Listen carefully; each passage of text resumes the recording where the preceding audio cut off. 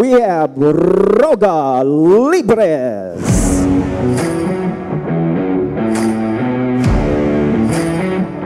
And his opponent, ladies and gentlemen, from EMT Stable, Mandaue City, we have Alexandre Bonita.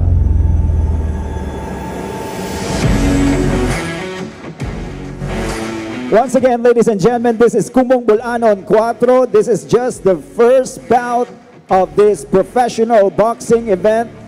4 rounds of boxing for the minimum weight division. Introducing first on the blue corner, weighing 101.8 pounds, from Ubay, Bohol. Let's give it up for Roga Libres. And his opponent across the ring, ladies and gentlemen, on the red corner. He is undefeated in 2 professional bouts and 2 coming in by knockouts. From EMT Stable, Mandaue City, Cebu, Alexandre Bonita. Of course, our 3 judges scoring at ringside. We have Judge Angelito Buakin, Judge Rafael Usumo, and Judge Arnel Pasion. And when the bell rings, 3rd man in the ring in charge of the action, we have referee Angelito Piquero.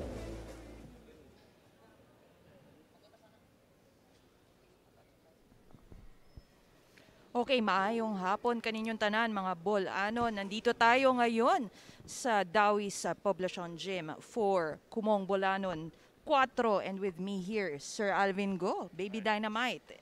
We are your commentators for today. This event is brought to you by PMI Bohol Boxing Promotions. Partner. Uy, kamusta? Roga Libres versus Round number Alec 1, Bonita. ladies and gentlemen. Ito na. Mainit-init pa. Ang laban ng dalawang 105 boxers, no, partner?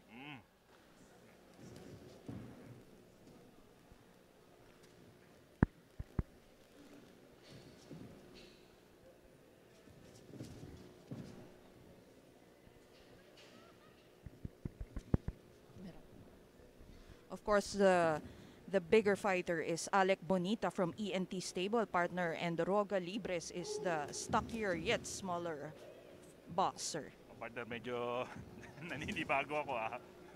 Bakit, partner? Alam mo naman. Oo. Ito na nga, ano.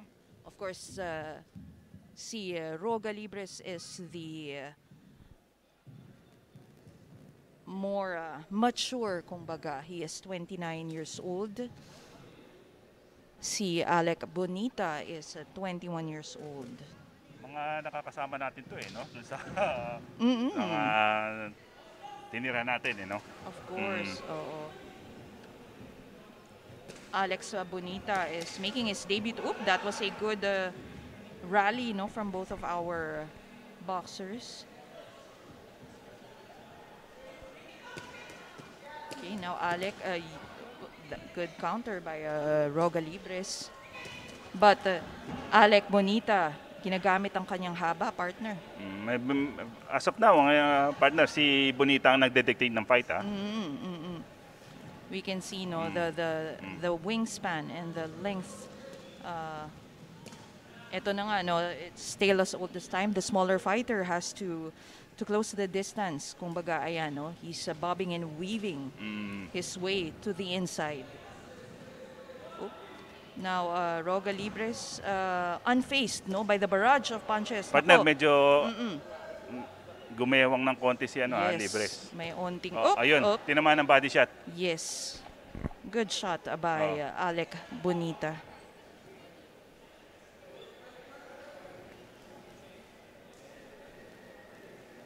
Now, Roga Libres is continuing, of course. Partner, Libres is a little bit dazed, ha? But nonetheless, still moving forward, ika nga. Oop, that was another good overhand by Alec Bonita. Medyo nakabawi naman si Libres ng overhand din. Correct. But Ayan. he get pummeled right now. Getting some pummeling and Oh, I think the referee just stopped the fight. End of round number 1. now we are seeing some signal from our ref.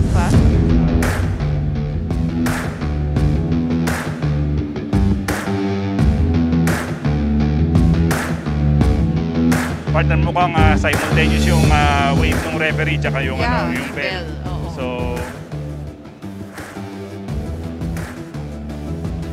Now I think yun sa body language, medyo talaga Yeah. tinigil na ni referee.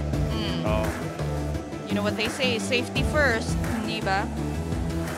Even if we're in the hurt business, nauuna ang kalusugan, of course, ng ating mga boxers. Yes, partner. Yan naman na talaga dapat ang mauuna. Tama. Oh.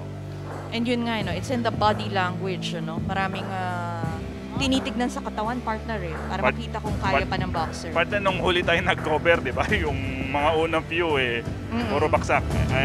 Ano kaya ngayon? Oo, tignan natin, ano bang magiging kompleksyon ng ating fight card today na sinasabayan ng init ng panahon, partner? Partner, magpapasalamat tayo sa PMI Boxing Stable sa pagkuha sa atin bilang pag-commentate dito. Yes. Napakaganda ng buhol. Definitely. Underrated ang Dawis. Kung gusto mong magpakasyon, Tama. tahimik, may beaches sila dito, Yes. may mga cultural heritage. And very nice people. Mm-hmm. We would also like to thank our promoter Florizel, Sir Florizel Podot, for inviting us here. It was such an honor, partner? Ladies and gentlemen, we have here the results of our first bout, and it's a quick one. Referee stopped the contest at 2 minutes and 58 seconds of the first round, and your winner via TKO, Alexandre Bonita. Oh, congratulations kay Alec Bonita, Yes. partner. Congratulations. Now, like I said, this is his debut fight, so he has one win. Partner, itong Libres, araw-araw ko nakikita Oo. So, I think he's a good kid. Medyo, Definitely. Oo. ganyan naman tayo lagi magsasabi na Tama. magbalik tayo sa ensayo at Yes. ito yung pagsubok lang. Definitely. And the very